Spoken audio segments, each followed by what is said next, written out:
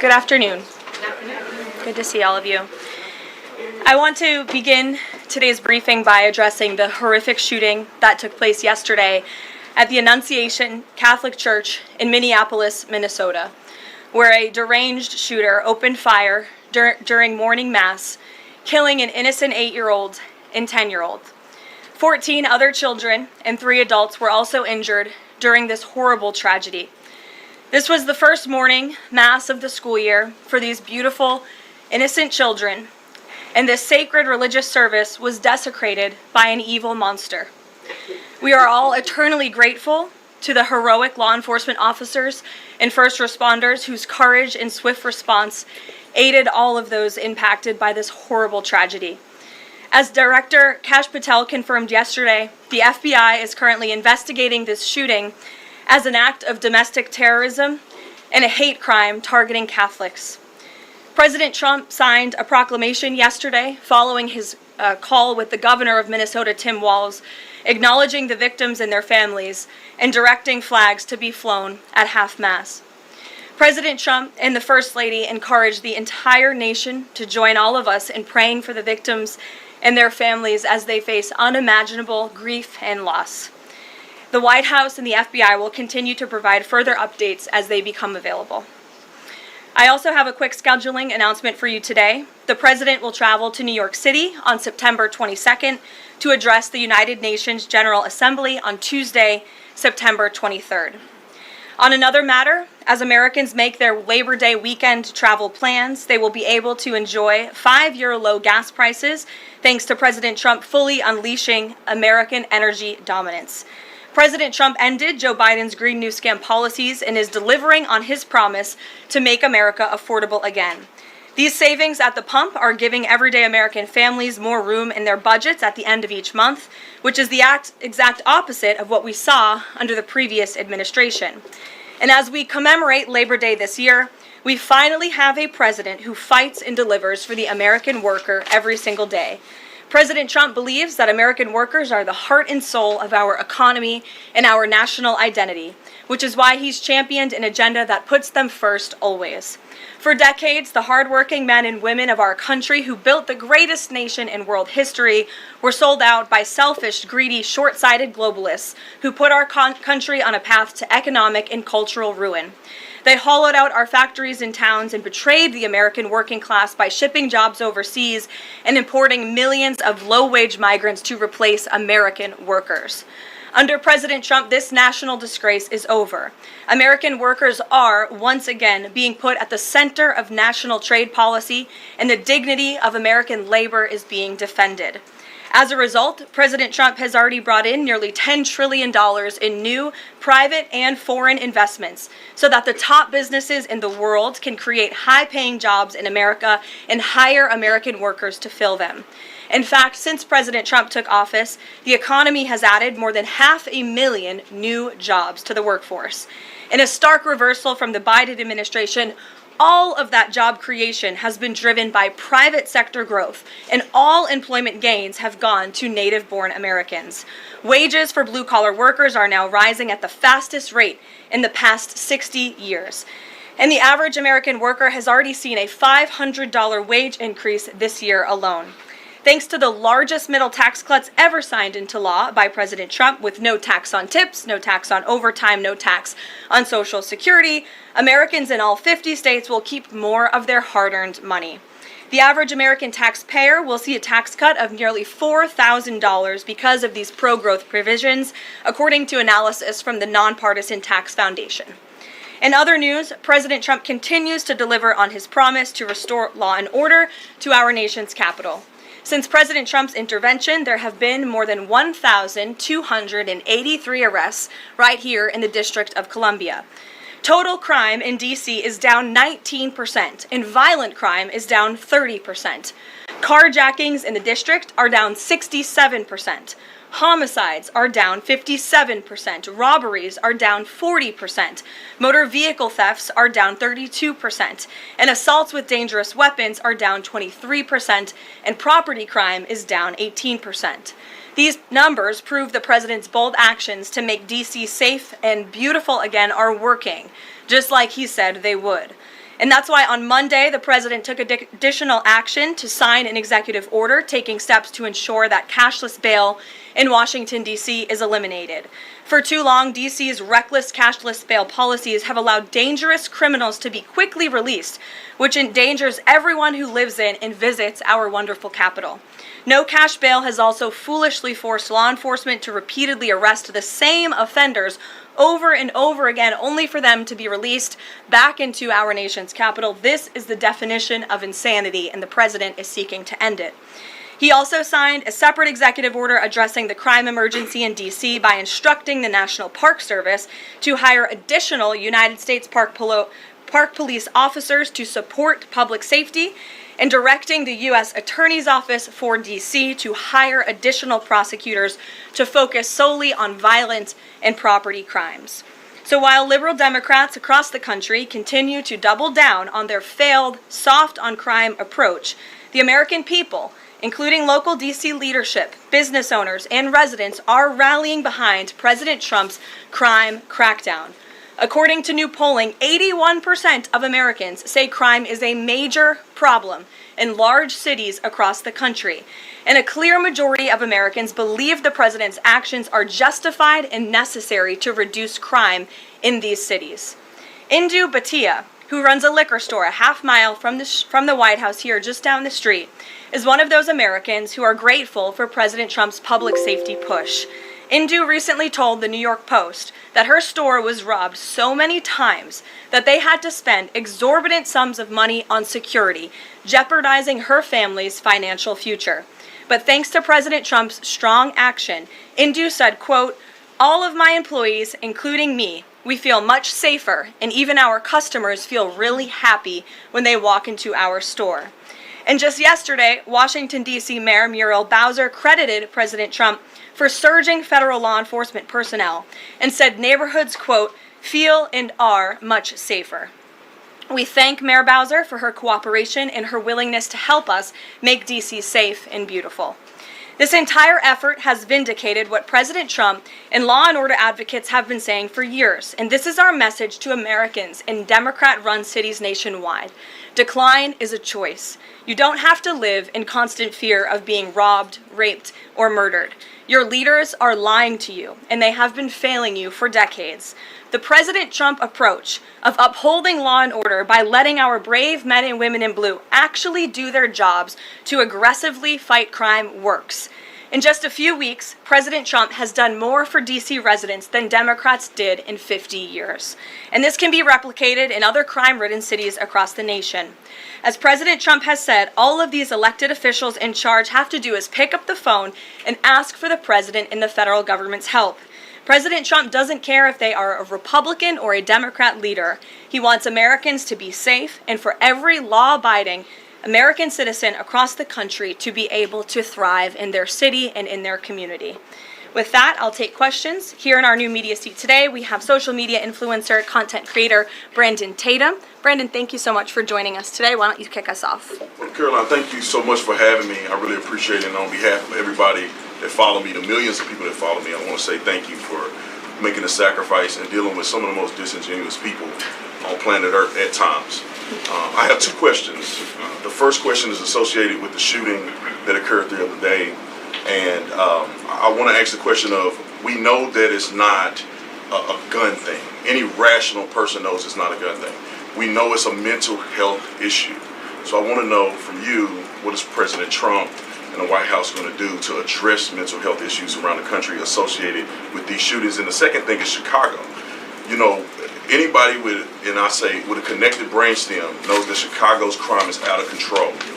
And young black men are getting killed, laying dead in the middle of the streets every single day in Chicago. No president has addressed any of these issues.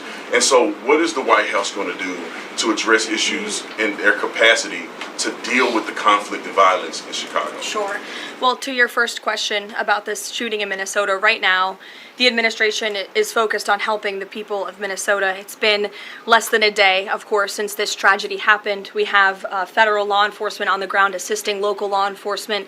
This investigation is ongoing. There's still a lot of facts to understand about these circumstances, and so we're going to continue to do that. As for Chicago and cracking down on crime, it is a priority of this administration to ensure that American cities are safe again, and I'm so glad that you brought up the crime in Chicago, because we've been seeing the governor of Illinois parading out there saying that there's nothing wrong with Chicago, it's a great place to live, there's no crime there, he doesn't need President Trump's help. Well, I think the residents of Chicago beg to differ, and the statistics beg to differ, and I'll just share a few of those statistics with all of you. For 13 consecutive years, Chicago has had the most murders of any U.S. city.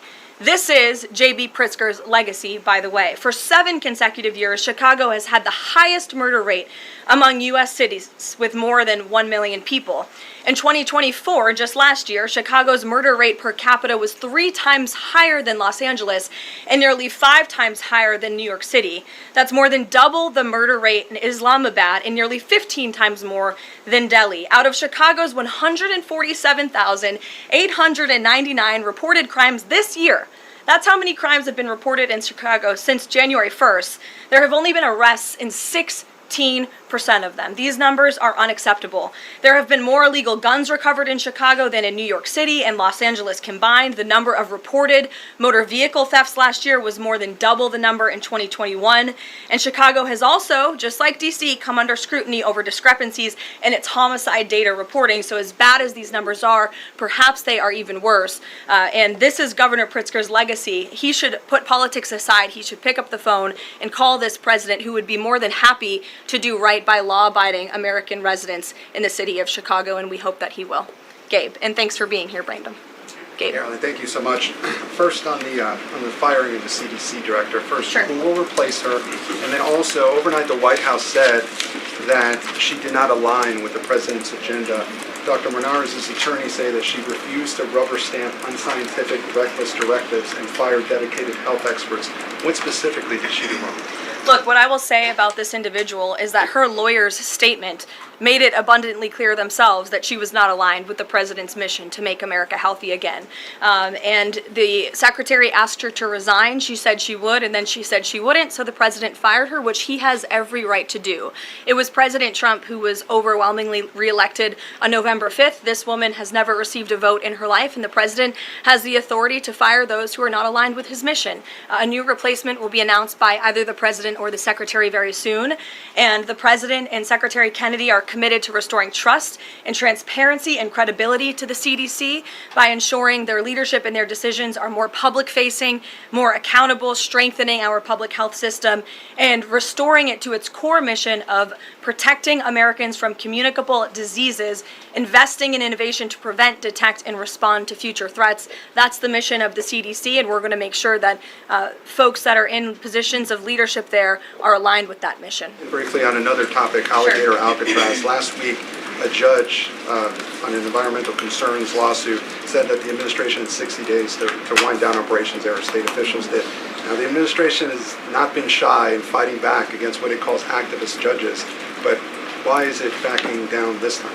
We're not backing down. We've always said that we are going to continue to fight in the court of law for what's right, because we know that what this administration is doing with respect to all policy, but also immigration policy, is above the books, and we're abiding by our nation's immigration laws. And we think it's despicable that an activist judge has inserted themselves in this migrant detention facility to the point where DHS is now having to relocate these illegal immigrants to other detention facilities around the country. That is an unnecessary burden on the Department of Homeland Security and these agents who should be removing these criminals from our community. That's what the American people elected this president to do. So we've always maintained, Gabe, we're going to comply with court orders, but we're also going to fight back on them on the merits of the law. And DHS is in compliance while we disagree with this decision, and we'll continue to fight it in court. Let's go to... Hey, Go ahead. Thanks so much. So just following up on the CDC firing. Sure. Are you anticipating other changes there at CDC in addition to that firing? And is the administration going through in a very sort of organized fashion? Is there a task force that's going through high-level appointees to see who is or isn't aligned with the mission? Like, should we expect more changes? Not to my knowledge. I understand there were a few other individuals who resigned after the firing of Ms. Monarez. One of those individuals wrote in his departure statement that he identifies pregnant women as pregnant people. So that's not someone who we want in this administration anyway. So if people are not aligned with the president's vision and the secretary's vision to make our country healthy again, then we will gladly show them the door. Caroline, can I just follow up on... Go to the back. Thank you, Caroline. Go behind you, Andrew. Go ahead. Oh, thank you, Caroline. The military deployment that President Trump has sent to the Caribbean Sea close to the shores with Venezuela is massive. It's much more that is needed to simply counter narcotics operations. Is President Trump considering launching military strikes to military installments or facilities in Venezuelan soil? I won't get ahead of the president with respect to any military action or questions about that ever. But what I will tell you is that many Caribbean nations and many nations in the region have applauded the administration's counter-drug operations and efforts, and the president is prepared to use every element of American power to stop drugs from flooding into our country and to bring those responsible to justice. And as I've said from this podium before, the Maduro regime is not the legitimate government of Venezuela. It is a narco-terror cartel. Maduro is not a legitimate president. He is a fugitive head of this drug cartel. He has been indicted in the United States for trafficking drugs into our country, and it is the utmost responsibility of this president and this administration to prevent the illicit flow of drugs into our country and to protect citizens from those deadly poisons. Reagan. Thanks, Caroline. I have two questions for you. Sure. Democrats, including former White House Press Secretary Jen Psaki and Minneapolis Mayor Jacob Bray, attacked prayer and pushed gun control in the aftermath of yesterday's shooting. What's the White House's response to their comments? Yes, I saw the comments of my predecessor, Ms. Psaki, and frankly, I think they're incredibly insensitive and disrespectful to the tens of millions of Americans of faith across this country who believe in the power of prayer, who believe that prayer works, and who believe that in a time of mourning like this, when beautiful young children were killed while praying in a church, it's utterly disrespectful to deride the power of prayer in this country, and it's disrespectful to the millions of Americans of faith. And I would encourage Ms. Psaki to pray for these families themselves who need it right now more than ever. My second question for you is that there have been media outlets who have glazed over the fact that the shooter was confused in their gender identity. Does the administration believe that this element needs to be investigated in the shooting? All of the elements are being investigated in the shooting, absolutely. Which is why part of the reason the FBI director came out and immediately confirmed that facet of the investigation. John. Thanks a lot, Caroline. Two questions on two separate issues. First of all, the drone and missile strikes that took place overnight in Ukraine. General Keith Kellogg, the president's special envoy, has described these attacks as egregious. Do you agree with that description, and do you view President Putin as an impediment to getting peace between these two countries? Well, it's not about if I agree, it's about what the president thinks, and I know what the president thinks because I talked to him about this. He was not happy about this news, but he was also not surprised. These are two countries that have been at war for a very long time. Russia launched this attack on Kyiv, and likewise, Ukraine recently dealt a blow to Russia's oil refineries. They have taken out, as a matter of fact, 20% of Russia's oil refinery capacity over the course of their attacks throughout the month of August. So the president is continuing to watch this intently, and this killing, unfortunately, will continue as long as the war continues, which is why the president wants it to end. And that's why he's worked harder than anyone to end this war, which would have never started if he were president. But perhaps both sides of this war are not ready to end it themselves. The president wants it to end, but the leaders of these two countries need it to end and want it to end, must want it to end as well. And I think the president will make some additional statements on this later. My second question has to do with Carrie. Lisa. I just had one more, if I may. It has to do with the president's intention to remove Lisa Cook as a member of the Federal Reserve Board. He is going or acting upon allegations that have been made by Trump administration official Bill Pulte These are just allegations. She hasn't been convicted yet of any crime. Is the administration opposed to allowing Ms. Cook to have due process, to challenge what has been alleged against her? I believe she is challenging it. I believe she just filed a lawsuit today, and Mr. Pulte has deferred those allegations over to the Department of Justice to investigate them. What I will say is that you had these mortgage receipts very clearly shown to the president, and he has the cause that he needs to fire this individual. He laid it out in the letter that he provided to her and to the public as well. And so we'll continue to fight this battle. Carrie. Hi, Caroline. So the president just announced that he wants to have a convention right before the midterms next year. The DNC has countered that they too want to have a convention right before the midterms as well.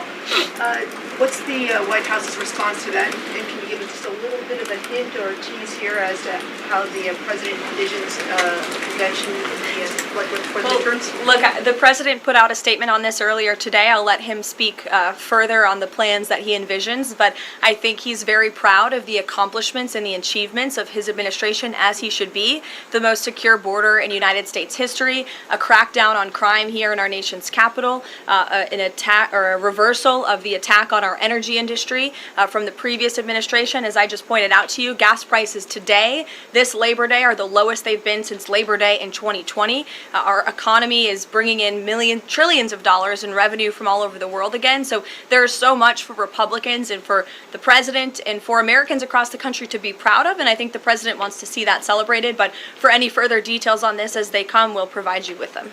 Iris. Thank you, Caroline. Two questions on the shooting. What's the administration's message to some concerned parents across the country who might be now worried about their kids' safety in light of the latest incident? We completely and totally understand the concerns of parents across the country.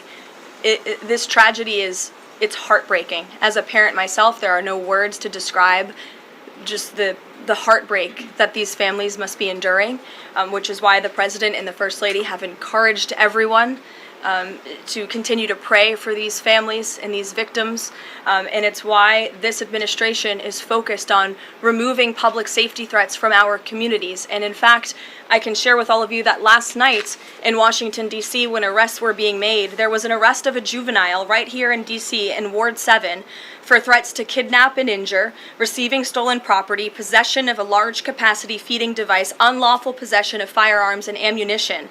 A search warrant was executed, 7 firearms were recovered, and the juvenile was arrested after an investigation was initiated based on social media posts allegedly threatening violence towards a school.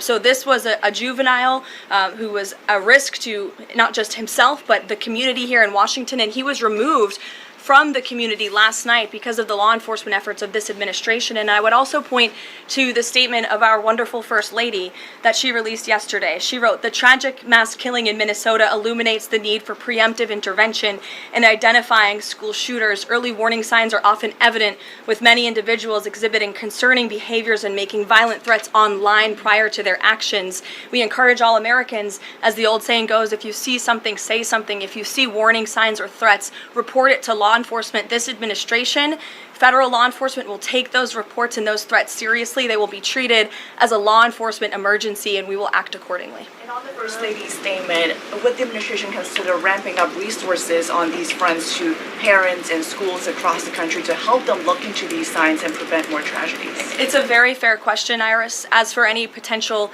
future policy decisions or funding questions, it's just been over 24 hours since this tragedy occurred. Right now we're focused on the FBI and their investigation and uncovering all the facts, and we'll leave those very important policy discussions to another day. Thank you, Caroline. Go ahead.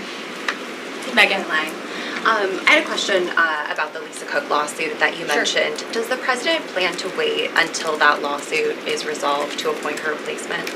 I will leave that to the president to make that decision and that announcement himself. Brian. Thank you, Caroline.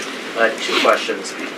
Bouncing off the CDC, situation with CDC, I'm curious if administration officials are pushing back on the president's agenda, privately, publicly, however, should they fear to lose their jobs going forward? Look, I think if you're doing your job well, And if you are executing on the vision and the promises that the president made to the public who elected him back to this office, then you should have no fear about your job. Just do your job. That's what this president wants to see.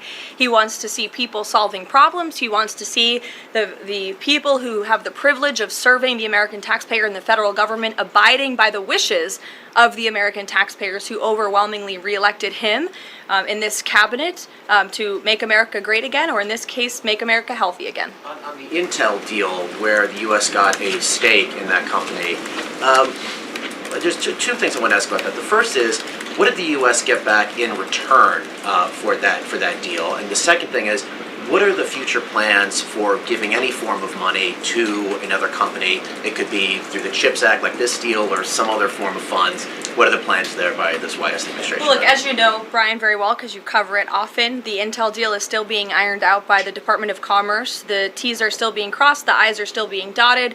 It's very much still under discussion. But the president's thinking, I can share with you, is certainly to ensure that the United States government is making our country wealthy again and is benefiting from some of these deals. And it's a creative solution. I know it's outside the box thinking, which is uncommon in this city, but it's something that he proposed and something that the Secretary of Commerce is working on putting into action. Mary. Thanks, Caroline. I have a couple questions on the shooting yesterday. The first one, this is the second shooting involving a trans-identifying shooter who specifically targeted Christians and Catholic kids. What kind of consequences do the gender-affirming therapists, doctors, or even the parents of these shooters face after these types of shootings? Well, as for the parents and potential therapists in this case, again, all of that is still currently being investigated by the FBI. I know the Secretary of Health and Human Services this morning said that HHS is investigating perhaps links between some of these drugs and these prescription drugs that some of these minors may be taking and an increase in violence. And obviously we have mental health problems in this country that this administration and Secretary Kennedy will continue to speak out about in the work that we're doing to solve it. Thank you. And just to follow up, I've seen a lot of calls for action, among these lawmakers saying that we shouldn't just be praying. One that I've seen on the right, actually, is calls for the FBI to institute a new class of domestic terrorism that involves trans ideology. Is that something that the administration would support? I would have to check with the appropriate people on that. Caroline. Daniel. Thank you, Caroline. We saw some new revised economic data come out today showing the U.S. economy grew at a 3.3% clip, largely buoyed by a surge in capex. What's the White House reaction to this, and is this sort of the president's vision beginning to come to life after the Big Beautiful Bill was passed in July? Yes, I mean, look, we did say that once the Big Beautiful Bill was signed into law, we're going to see the effects of this massive pro-growth piece of legislation. As I laid out for you as we head into the Labor Day weekend, there's many positive economic indicators that the American people can be hopeful about. But don't forget, we are reversing 4 years of reckless spending from the previous administration, of slamming regulations down the throats of American business owners and consumers across the country. But the administration is working very hard to unravel all of that and to ensure that small business owners and workers are thriving and that they have more money in their own pockets to spend. Thank you. Thanks so much, Caroline. Back on the CDC, there was reporting that some of the initial problems between RFK and the CDC director stemmed from miscommunications or differences on vaccine policy. So I wonder if you could just say whether or not the president believes that the COVID vaccine should be available to and covered by insurance for all Americans, regardless of age and pre-existing conditions.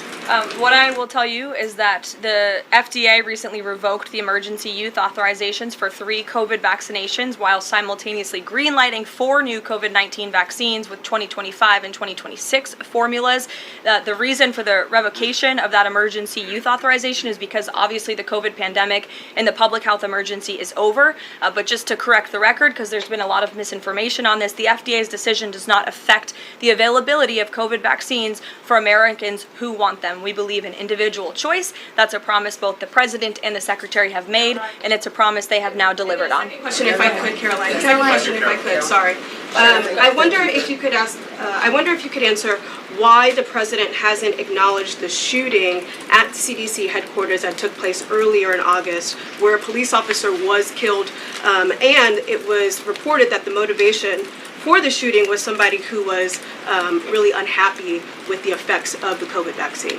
We absolutely were very much aware of that shooting. The Secretary of Health and Human Services put out a statement immediately. He was in touch with the CDC, and he actually traveled to Georgia to assess the situation and to mourn with the people who work in that building there. So, go ahead. With respect to Labor Day, one of the most underrepresented groups right now are police officers. 30,000 police officers short in America right now. To Brandon's question, 1,300 short in Chicago, 3,000 short in New York, 500 short here in Washington, D.C. What can the White House, what can the President do to help recruitment of police officers? You've done well with the military and Border Patrol. What can be done to get more police officers on the streets of America? Well, the president has certainly been very successful in recruiting federal law enforcement. If you look at the ICE recruitment campaign that was led by he and our Secretary of Homeland Security, we've seen more than, I believe, 130,000 applicants to join ICE, which is just amazing.